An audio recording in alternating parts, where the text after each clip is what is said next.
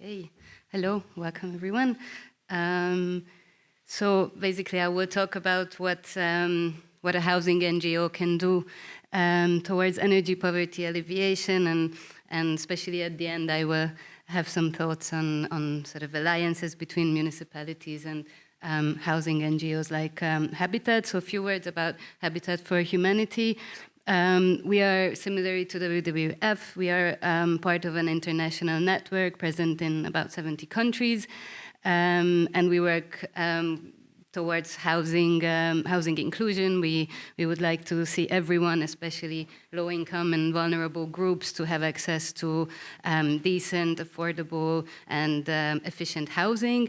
And we work with a sort of two-pillar approach. We have some projects which are very much in the field, on the ground, hands-on, providing direct support for households and communities.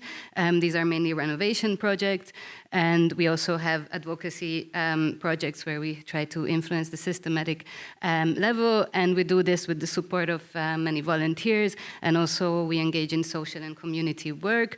So more and more, of course, energy poverty is part of our work, which above other things means energy efficiency and renewable energies.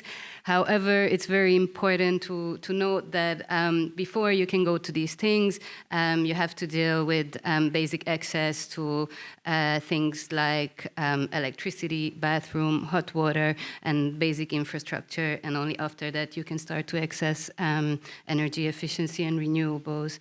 So a little bit of context first from Hungary. So here these little squares represent the state budget spent on the energy subsidy for gas and electricity in the past 4 years. Actually, unlike in many countries, we've had a price cap for over 10 years, so the prices of electricity and gas didn't increase since 2013. However, in the energy crisis, the cost of this, as you can see, really skyrocketed. So actually, there's been some limit to this subsidy. But I wanted to show this. So this is socially not targeted. So this is universally accessible to all households, irrespective of their income or other social situations. On the other hand, we have a social solid fuel subsidy, mainly for firewood. In the same 4 years, this is how much the government spent on this subsidy. Every year, the same amount hasn't increased, even though the price of fuel would also skyrocketed, and we have about 30 to 40% of households still using this energy source. One more of sort of a context on the left. You see subsidies that are connected to home ownership, so mainly towards buying a new home or renovating. Again, so the blue ones are the ones that are socially not targeted. Important to note that most of these subsidies are, let's say, demographically targeted, which means the more children a family has or is willing to have in the future, the amount of support actually increases.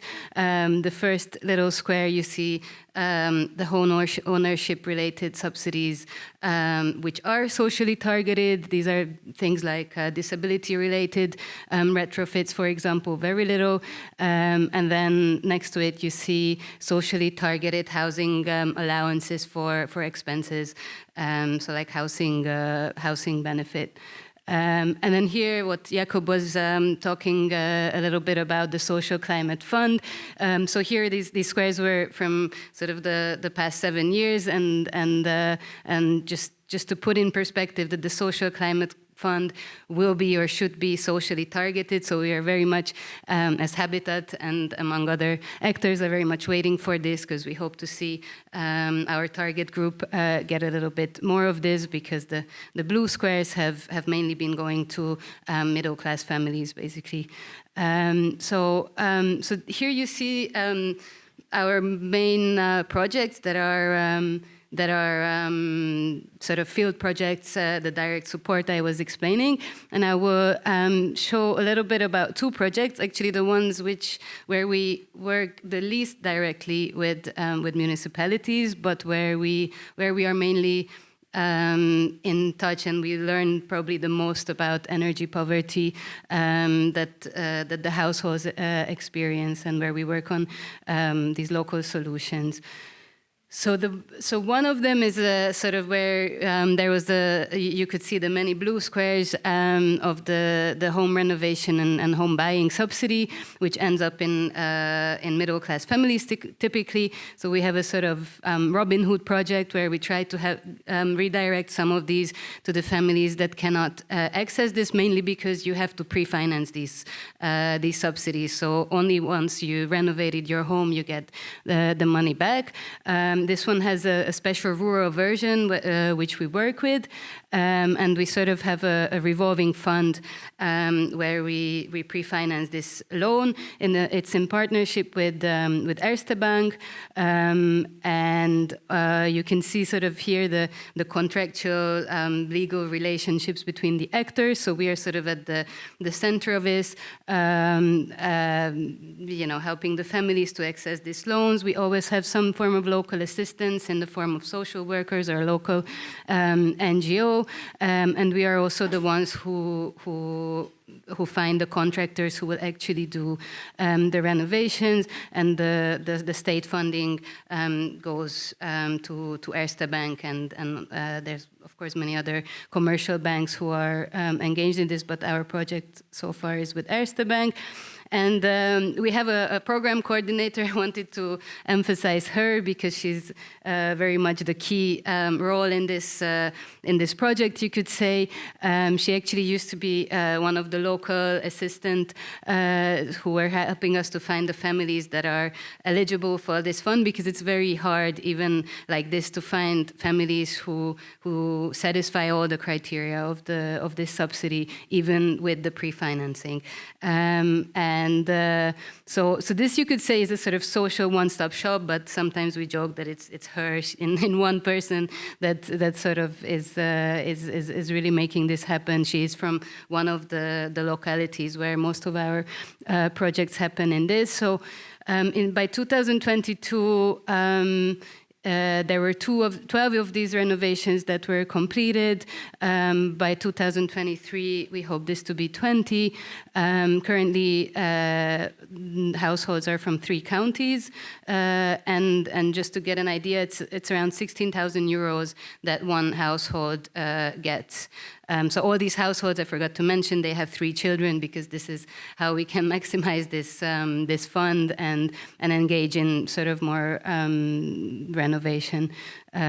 So here, the same house, you can see how some of the details, how it was before. There was some roof renovation, insulation, doors and window replacement. Another example from the same project, insulation, door and window replacement. However, a lot of times it's not so straightforward in terms of energy efficiency, because a lot of times the houses have more structural problems. For example, the foundation has to be reinforced, or there isn't water insulation. So once a lot of the funding is used up on that, then we really have to see, for example, if we put a little bit of insulation, or if we change the heating system. And this, because you could see 15,000 euros today is really not much. And of course, there's a lot of administrative constraints, as I was mentioning, and inflation already before the last few years, partly because exactly of this subsidy, the construction industry and the housing market was really, the prices were going up. So each year, each month almost, this money is enough for less and less. So unfortunately, these are not, okay. That's not what's supposed to happen. So I was just going to say that it's not, we couldn't say that these are for deep renovation or something like that. Again, was something missing, but it should be fine. So this is the other project that I wanted to a little bit show you. It's called TAMOS, which means something like support or pillar in Hungarian. So this is a much smaller scale than the previous project, and here we can reach even more low-income and more vulnerable households who are really basically left out of everything else. And we can use this fund to help small maintenance or renovation projects. Sometimes these are very critical, basically almost life and death, sort of very critical situations. Image is missing, but that's fine. So here, so the per household, it's around 1,000 or 2,000 euros that we can give. It's a very flexible scheme because all of the funding can go to construction materials, or it can also be spent on labor, depending completely on the needs of the family. So many times we see that within the family or close relations, they have someone who can actually do the renovations themselves, so they don't need to. They can use all the money on materials. Of course, we provide some technical assistance based on the needs. As I said, very, very flexible, very, very minimal bureaucracy and administration here, partly because this is completely funded by private and corporate donors, so there isn't so much bureaucracy that we ourselves have to go. And I put it that it's a semi-open call because we don't actually publicly advertise it because it's we always have a very long waiting list. So this is something that social workers or neighbors will tell each other that, oh, I received help from Habitat, and then through this sort of word of mouth we have many applications. And that's so this year soon it will be 100 households that could benefit from this. I think it's the fourth year of the project, and it's something that we can scale quite well actually. If we get more funding from donors, then we can quite easily reach more families. Also, so just some pictures of examples where we could help, where it's basically with one window, one door can be replaced, or you can see this bathroom, which looks like a neat bathroom, which it is, except it didn't have a water tap or a hot water boiler. The water had to be poured in, so the fund was good for this. Unfortunately, a lot of the times we receive applications where from this money we cannot simply help because, as you can see, it would not be enough. So just some concluding thoughts. So as you can see, our projects are quite small scale, but of course, a lot of it is about try and error and about innovative support mechanisms and developing these, which this sort of small NGO setup is perfect for. And then when we work with municipalities, of course, it means that a lot of times our work is much easier when the local municipality is on board and helps us. Of course, it's great for the municipality that they can provide some extra support for the households, which maybe they couldn't in the given state programs or their own resources. Of course, some of the things that we tried out can be implemented by municipalities into their workings, and of course also in terms of our advocacy, I think we are sort of a natural allies, as we are the ones who are very much in direct contact with households and with these problems.